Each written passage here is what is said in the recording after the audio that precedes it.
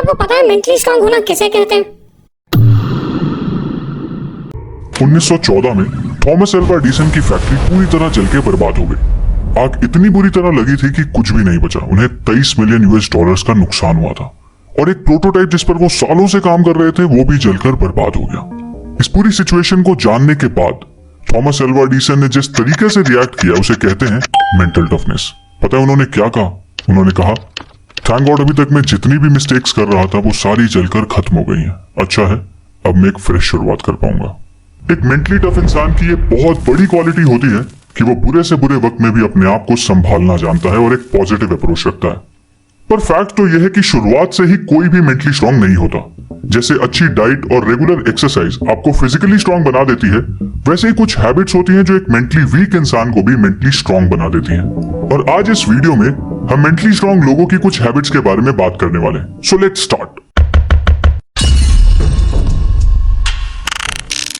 पहली हैबिट है embracing change. Eagle इकलौता ऐसा पक्षी होता है जो 70 साल की उम्र तक जिंदा रह सकता है। पर इस उम्र तक जिंदा रहने के लिए हर ईगल को एक बहुत मुश्किल डिसीजन लेना पड़ता है, क्योंकि 40 साल तक जिंदा रहने के बाद एक ईगल के पंजे इस लायक नहीं रहते कि वो उन पंजों से कोई शिकार आसानी से कर पाए। उसके पंजे कमजोर हो जाते हैं और इतने लचीले भी नहीं रहते। और तो और उसकी तीखी और लंबी चोंच भी काफी मुड़ जाती है और उसके पंख इतने मोटे हो जाते हैं कि उड़ान भरना भी मुश्किल हो जाता है। और 40 साल की उम्र में यही वो टाइम होता है जब एक ईगल के पास सिर्फ दो ही ऑप्शंस होते हैं। पहला, या तो वो इसी तरह मर जाए, दूसरा कि वो एक बहुत ही पेनफुल से चेंज के प्रोसेस को एक्सेप्ट कर ले। एक ईगल की जिंदगी में ये प्रोसेस 150 दिन का होता है और इस प्रोसेस के लिए उस ईगल को किसी पहाड़ की चोटी पर जाकर बैठ जाना होता है और वहां उसे अपनी चोंच को तब तक किसी पत्थर पे मारते रहना होता है जब तक उसकी चोंच निकलकर नीचे ना गिर जाए। और चोंच के अलग हो जाने के बाद एक ईगल फिर नई चोंच के उगने का इंतजार करती है। जब नई चोंच उग जाती है तो उस तीखी और मजबूत चोंच से फिर वो अपने पंजे उखाड़ देती है और फिर से नए पंजों के उगने का इंतजार करती है। जब उसके नुकीले से नए पंजे वापस आ जाते हैं तो फिर वो उन पंजों से अपने पुराने से मोटे पंख भी नोच लेती है ताकि नए और हल्के पंख उग पाए। और फाइनली इन बेहद दर्द भरे 150 दिनों के बाद एक ईगल अपनी नई जिंदगी की एक नई उड़ान भरती है एंड अपनी जिंदगी के बचे हुए 30 साल जीना शुरू करती है। मतलब सर्वाइवल के लिए और जिंदगी को जीने के लिए एक दर्द भरे चेंज को एक्सेप्ट करना ही पड़ता है। और याद रखो, जब बारिश होती है ना तो सारे पक्षी बचने का कोई ना कोई ठिकाना ढूंढते हैं, पर इकलौता ईगल ऐसा पक्षी होता है जो बारिश से बचने की कोशिश करने के बजाय बादलों के ऊपर उड़ने की औकात रखता है। इसलिए एक मेंटली स्ट्रांग इंसान भी हर मुश्किल चेंज को एम्ब्रेस करता है और उसे एक्सेप्ट करके उस चेंज से गुजर कर खुद को मजबूत बनाता है, चेंज से घबराता नहीं है। दूसरी हैबिट है एस्टैब्लिशिंग बाउंड्रीज। याद करो लास्ट टाइम ऐसा कब हुआ था जब आपको कोई ऐसा काम करना पड़ा हो जिसकी वजह से आपका पूरा शेड्यूल, आपका पूरा प्लान बर्बाद हो गया और बाद में आपको रिग्रेट हुआ कि काश तब आप उस काम को मना कर देते तो शायद आप अपने बाकी के इंपॉर्टेंट काम अच्छी तरह कंप्लीट कर पाते। अगर ऐसा आपके साथ अक्सर होता है तो सॉरी, आप शायद इतने मेंटली स्ट्रांग नहीं हो, क्योंकि एक मेंटली स्ट्रांग इंसान को उसकी बाउंड्रीज मतलब उसकी लाइन ऑफ कंट्रोल पता होती है। उसको पता होता है कि उसे किस काम के लिए नो बोलना है और किस काम के लिए यस, उसे किस कन्वर्सेशन का हिस्सा बनना है और किस कन्वर्सेशन का नहीं, उसे क्या खाना है और क्या नहीं। एक मेंटली स्ट्रांग इंसान को ये सब बहुत अच्छी तरह पता होता है। मतलब एक मेंटली स्ट्रांग इंसान बहुत ज्यादा सेलेक्टिव होता है।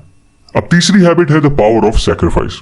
ह्यूमन साइकोलॉजी को समझने वाले लोग ये अच्छी तरह जानते हैं कि sacrifice builds resilience, resilience builds strength, strength builds power and power builds purpose. इस चीज का एक परफेक्ट एग्जांपल है विराट कोहली।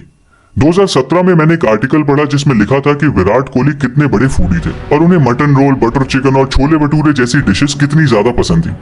पर आज उनकी डाइट कुछ ऐसी है कि बटर चिकन और मटन रोल तो छोड़ो, वो अपनी कॉफी में चीनी तक नहीं पीते। डिसिप्लिन और सैक्रिफाइस उनकी लाइफ का एक मेजर एलिमेंट है।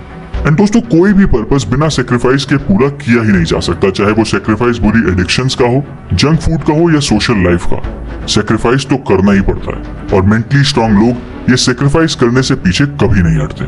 चौथी हैबिट है एम्ब्रेसिंग फेलियर एंड मिस्टेक्स। अगर आपको लगता है कि इलॉन मस्क ऐसे आदमी हैं जो अपना हर प्लान सक्सेस को दिमाग में रखकर बनाते हैं, तो शायद आप गलत हो, क्योंकि स्पेसएक्स के प्लान्स के रिगार्डिंग उन्होंने एक इंटरव्यू दिया था और उस इंटरव्यू में उन्होंने कहा था that I want to be able to make sure that we have enough capital to survive at least 3 consecutive failures। और अगर आप इसे ध्यान से समझो तो इनका ये थॉट प्रोसेस क्लियरली एक्सप्लेन करता है कि मेंटली स्ट्रांग होने का मतलब सिर्फ ये नहीं है कि आप सक्सेस की तैयारी करते रहो, बल्कि मेंटली स्ट्रांग होने का मतलब तो ये है कि आप फेलियर्स के लिए भी उतने ही ओपन और रेडी रहो। अब पांचवी हैबिट है सेल्फ लव। एक बार मुझे ऑफिस में एक लड़का दिखा जो फिजिकली बहुत अट्रैक्टिव था और उसके फेस पे एक अलग सा ही ग्लो था। मुझे लगा शायद ये कोई न्यू ज्वाइनर होगा जिसने हाल ही में कॉलेज कंप्लीट किया है और अपनी कॉर्पोरेट लाइफ शुरू की है। फिर एज यूजुअल मेरा दिन शुरू हुआ और शेड्यूल के अकॉर्डिंग मुझे एक मीटिंग में जाना था। उस मीटिंग में पहले से ही वो लड़का बैठा हुआ था और जब मैंने उसे मीटिंग रूम में दोबारा देखा तो मैं थोड़ा कंफ्यूज हो गया।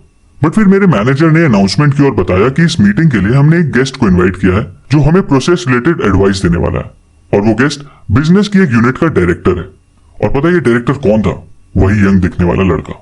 एंड उसके बाद जब मेरी उस डायरेक्टर से बात हुई तो उसने बताया कि वो बिजनेस की एक बहुत ही क्रिटिकल यूनिट हैंडल कर रहा है और उसका शेड्यूल फुल पैक्ड रहता है, पर वो जब तक अपने दिन की शुरुआत में सबसे पहले अपनी फिजिकल हेल्थ और मेंटल हेल्थ पर काम नहीं कर लेता, वो अपने दिन के बाकी काम भी शुरू ही नहीं करता।